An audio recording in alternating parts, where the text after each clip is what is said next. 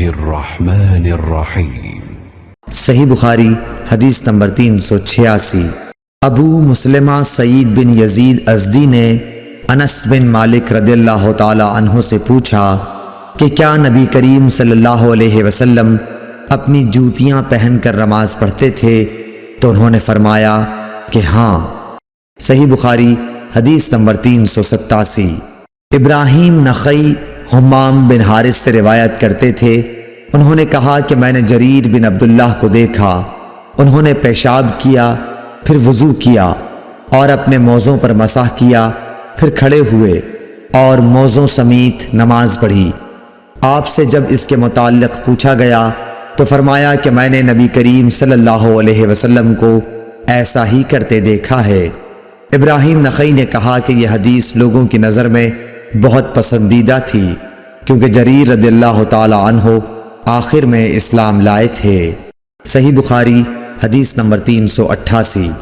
مغیرہ بن شعبہ نے کہا کہ میں نے نبی کریم صلی اللہ علیہ وسلم کو وضو کرایا، آپ نے اپنے موزوں پر مسح کیا اور نماز پڑھی۔ صحیح بخاری حدیث نمبر 389۔ حذیفہ رضی اللہ تعالی عنہ نے ایک شخص کو دیکھا جو رکوع اور سجدہ پوری طرح نہیں کرتا تھا۔ جب اس نے اپنی نماز پوری کر لی تو حذیفہ رضی اللہ تعالی عنہ نے فرمایا کہ تم نے نماز ہی نہیں پڑھی۔